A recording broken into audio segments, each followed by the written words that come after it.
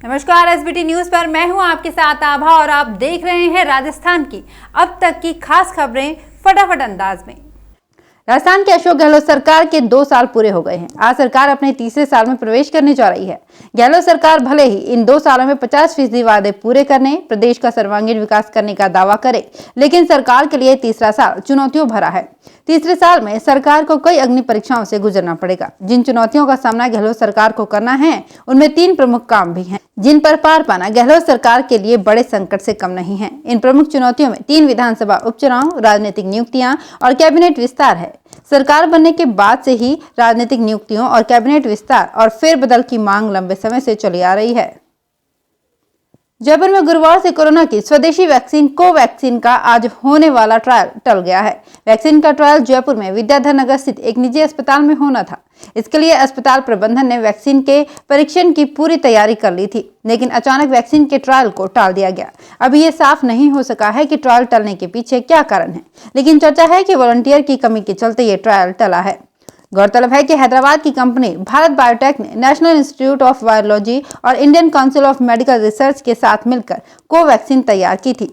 इसके लिए 1000 dose volunteer को दी जाने की योजना बनाई गई थी। नए कृषि कानूनों के खिलाफ किसानों के आंदोलन का आज 22वें दिन किसानों को सड़कों से हटाने की अर्जी पर सुप्रीम कोर्ट के chief justice S A Bobde की बेंच में आज फिर सुनवाई हुई। सुनवाई के दौरान chief justice S A Bobde ने कहा कि विरोध प्रदर्शन तब तक संवैधानिक है जब तक कि इससे संपत्ति को नुकसान नहीं हो या किसी की जान को खतरा नहीं हो। केंद्र और किसानों को बात करनी चाहिए। हम एक निष्पक्ष और स्वतंत्र कमेटी बनाने पर विचार कर रहे हैं, जिसके सामने दोनों पक्ष अपनी बात रख सकें। ये कमेटी जो रिपोर्ट दे उसे मानना चाहिए, तब तक प्रदर्शन जारी रख सकते हैं। चीफ जस्टिस ने कहा कि हम कृषि कानूनों के खिलाफ किसानों के प्रदर्शन के अधिकार को समझते हैं और इसे दबाने का सवाल ही नहीं उठता। हम सिर्फ इस बात पर विचार कर सकते हैं कि आंदोलन की वजह से किसी की जान नहीं जाए। आरएलपी पार्टी के राष्ट्रीय संयोजक व नागौर सांसद हनुमान बेनीवाल ने भी राज्य सरकार के 2 वर्ष के कार्यकाल को विफल बताया है। उन्होंने सीधा मुख्यमंत्री पर निशाना साधते हुए कहा कि राज्य के मुखिया होने के बावजूद मुख्यमंत्री अशोक गहलोत ने कोरोना जैसे संकट काल के दौरान एक भी अस्पताल का निरीक्षण खुद नहीं किया। सांसद ने कहा कि मुख्यमंत्री सिर्फ सीएम हाउस में बैठकर वीसी की औपचारिकता करके जनता को गुमराह कर रहे हैं। राजस्थान में कांग्रेस की सियासत में इन दिनों कुछ तस्वीरें चर्चाओं में हैं। तस्वीरें पूर्व प्रदेश कांग्रेस अध्यक्ष सचिन पायलट और चिकित्सा मंत्री रघु शर्मा के एक साथ अजमेर दौरे की है। दोनों नेताओं का एक ही गाड़ी में बैठकर जयपुर से अजमेर दौरे पर जाना राजस्थान की सियासत में टॉकिंग पॉइंट बना हुआ है।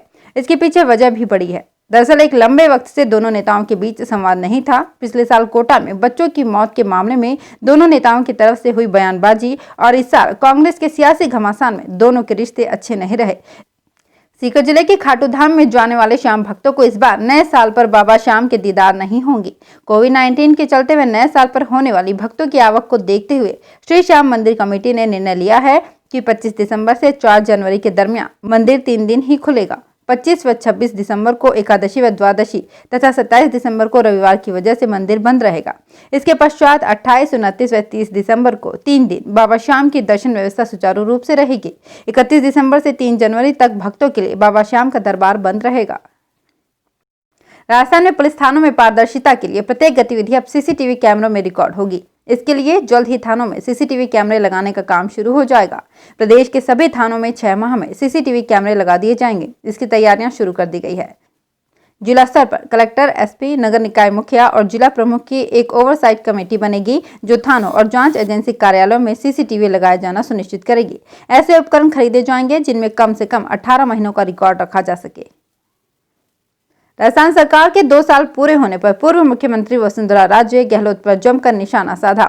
उन्होंने कहा कि राज्य सरकार हर परीक्षा में फेल रही है और इसे जंगल राज का ही नतीजा है कि 2 साल में ही कांग्रेस की उल्टी गिनती शुरू हो गई है। अहंकारी मंत्रियों से लेकर लापरवाह प्रशासन तक किसी में भी इतनी नैतिकता नहीं है कि वे जन भावनाओं को समझ सके। ईश्वर जनता को बचाए, सोई सरकार को जगाए।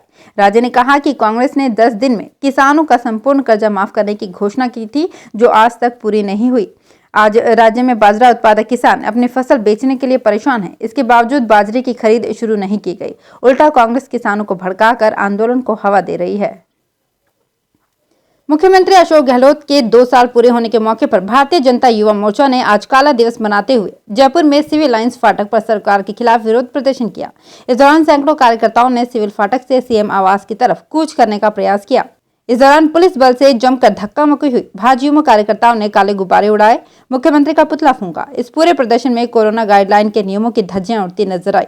प्रदर्शन से पहले ही कानोता में पुलिस ने भाजयुमो के प्रदेशाध्यक्ष हिमांशु शर्मा को हिरासत में ले लिया। इससे बवाल मच गया। सूचना मिलने पर सैकड़ों की संख्या में कार्यकर्ता कानोता थाने पहुंच गए। नागौर जिले के जेल में गुरुवार को बैंक मैनेजर को बंधक बनाकर 15 लाख रुपए लूट लिए गए। घटना ग्रामीण मरुधरा बैंक की है, जहां 3 युवकों ने लूट को अंजाम दिया। घटना की जानकारी मिलने पर पुलिस मौके पर पहुंची, जिसके बाद बैंक मैनेजर और स्टाफ ने पूरी जानकारी दी। जानकारी के अनुसार घटना जायल थाना क्षेत्र के तरनाऊ गांव के ग्रामीण मरुधर बैंक में सुबह 10 बजे की है, जहां मैनेजर भंवरलाल अपने कैबिन में बैठे थे।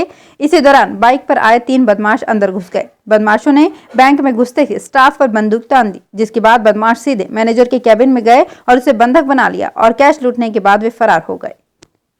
और अब खबरें श्रीगंगानगर हनुमानगढ़ जिले की। रायसीनगर में पालिका अध्यक्ष पद पर भारतीय जनता पार्टी के उम्मीदवार मनीष मोहन का निर्विरोध निर्वाचन तय हो गया है। रायसीनगर में पालिका अध्यक्ष पद पर भारतीय जनता पार्टी के उम्मीदवार मनीष मोहन का निर्विरोध निर्वाचन तय हो गया है। आज भाजपा से नाराज अशोक गोयल ने अपना पर्चा वापस ले लिया। उल्लेखनीय है कि यहां कुल 35 में से भाजपा ने 16 सीटों पर विजय प्राप्त की थी। ये बहुमत से 1 सीट कम था। यहां निर्दलियों ने भी 16 सीटें हासिल की थी। 3 सीटें कांग्रेस के हिस्से में आई थी। भाजपा ने मनीष मोहन को अपना उम्मीदवार बनाया था, जबकि भाजपा के ही अशोक गोयल ने अध्यक्ष पद के लिए अपनी ही पार्टी के खिलाफ ताल ठोक दी थी। श्रीगंगानगर जिले के घड़साना उपखंड क्षेत्र के गांव में आधा दर्जन स्थानों पर कोरोना पॉजिटिव रोगी मिलने पर इन इलाकों में कर्फ्यू लगाने की अनुशंसा जिला प्रशासन से की गई है। इस संबंध में घड़साना के उपखंड अधिकारी संदीप काकर ने जिला कलेक्टर महावीर प्रसाद वर्मा को पत्र लिखकर कर्फ्यू लगाने की सिफारिश की है।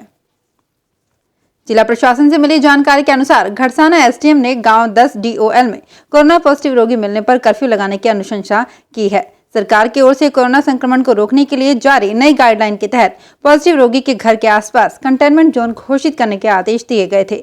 इसी आदेश के तहत घड़साना एसडीएम ने जिला कलेक्टर से कर्फ्यू लगाने की सिफारिश की है। श्रीगंगानगर जिले की केसरी सिंहपुर नगर पालिका अध्यक्ष पद की कांग्रेस उम्मीदवार सुमिता देवी पर तीसरी संतान का आक्षेप खारिज कर दिया गया है। भाजपा उम्मीदवार सरोज कुमारी ने रिटर्निंग अधिकारी उमेश सिंह रत्नू को नामांकन पत्रों की जांच के दौरान कांग्रेस उम्मीदवार पर तीसरी संतान होने का आक्षेप लगाया था। रिटर्निंग अधिकारी उमेश सिंह रत्नू ने बताया कि नामांकन पत्रों की जांच के दौरान भाजपा उम्मीदवार की तरफ से कांग्रेस उम्मीदवार पर लगाए गए आक्षेप को साबित नहीं कर पाए। ऐसे में उनका आक्षेप पत्र खारिज कर दिया गया है। उन्होंने बताया कि इस संबंध में निर्वाचन आयोग से समन्वय स्थापित करके प्रकरण की सुनवाई की गई। राज्य अल्पसंख्यक आयोग के पूर्व अध्यक्ष जसवीर सिंह मिशन गुरुवार को गांव नेतेवाला में किसान चौपाल में पहुंचे। उन्होंने वहां किसानों को नए कृषि विधेयक के प्रावधानों के बारे में जानकारी दी। कार्यक्रम के दौरान वक्ताओं ने कहा कि नया कृषि विधेयक किसानों के विरोध में नहीं है। कार्यक्रम में जिलाध्यक्ष आत्माराम तरड़, महामंत्री सरदूल सिंह कंग, उपाध्यक्ष संजय महिपाल, कार्यक्रम प्रभारी सतपाल कासनिया, ब्लॉक अध्यक्ष बलविंदर सिंह, नगर मंडल के पूर्व क्षेत्र अध्यक्ष चंद्रशेखर, पश्चिम अध्यक्ष सुशील अरोड़ा, विनीता आहूजा, पूर्व मंडल अध्यक्ष सुनील गांधी सहित कई लोग मौजूद थे। श्रीगंगानगर हनुमानगढ़ मार्ग पर पानी पसरा हुआ है। सिंचाई विभाग का खाला ओवरफ्लो होने के बाद जैन कॉलेज से लेकर बालाजी धाम से कुछ आगे तक ये मार्ग एक तरफ से जलमग्न हो चुका है। इससे यहां से आवाजाही करने वाले वाहन चालकों और अन्य लोगों को परेशानी का सामना करना पड़ रहा है। 2 दिन यहां पानी पसरा होने के कारण पहले से ही क्षतिग्रस्त रोड और ज्यादा खराब हो गई। नगर विकास न्यास ने यहां पानी निकासी के लिए टैंकर लगाए हैं। बताया जा रहा है कि गत दिवस इस मार्ग पर जैन कॉलेज व आसपास पानी भरा होने की सूचना दी गई थी। इसके बाद UIT एक्सीएन ने जांच करवाई तो जैन सिंचाई विभाग का नाला ओवरफ्लो होने से सड़क पर पानी फैला हुआ था। इस पर जैन कॉलेज के पास वाली पुलिया के नीचे से डाट निकलवा कर खाले में पानी के बहाव को आगे के लिए चलाया गया। दिल्ली हाईकोर्ट ने दिल्ली की सीमाओं पर किसानों के विरोध प्रदर्शन के खिलाफ दायर याचिका पर सुनवाई करने से इनकार कर दिया है। चीफ जस्टिस DN पटेल की अध्यक्षता वाली बेंच ने याचिकाकर्ता से कहा कि हम केंद्र सरकार नहीं हैं और किसानों का प्रदर्शन दिल्ली की सीमा के बाहर है। सुनवाई के दौरान कोर्ट ने याचिकाकर्ता को फटकार लगाते हुए कहा कि ये पब्लिक इंटरेस्ट है या पब्लिसिटी इंटरेस्ट। ऐसा ही याचिका इलाहाबाद हाईकोर्ट या पंजाब और हरियाणा हाईकोर्ट में भी लगाई जा सकती है। इस मामले पर सुप्रीम कोर्ट सुनवाई कर रहा है। सुप्रीम कोर्ट ने गुरुवार को मकान मालिक और किराएदारों के बीच होने वाले विवादों को निपटाने के लिए एक अहम फैसला सुनाया है। इस फैसले के बाद अब किराएदारों और मकान मालिकों को कोर्ट के चक्कर नहीं लगाने होंगे। सुप्रीम कोर्ट ने कहा कि ट्रांसफर ऑफ प्रॉपर्टी एक्ट के तहत मकान मालिक और किराएदार के विवादों को मध्यस्थता के जरिए सुलझाया जा सकता है। इन्हें लंबी और खर्चीली कानूनी लड़ाई में फंसने की जरूरत नहीं है। सुप्रीम कोर्ट का कहना है कि आर्बिट्रल ट्रिब्यूनल के पास ट्रांसफर ऑफ प्रॉपर्टी एक्ट 1882 के तहत आने वाले विवादों पर फैसला देने का अधिकार है। हालांकि स्टेट रेंट कंट्रोल लॉज के तहत आने वाले विवादों को आर्बिट्रेशन में नहीं भेजा जा सकता है और इनका फैसला कानून के तहत कोर्ट या फोरम ही करेंगे।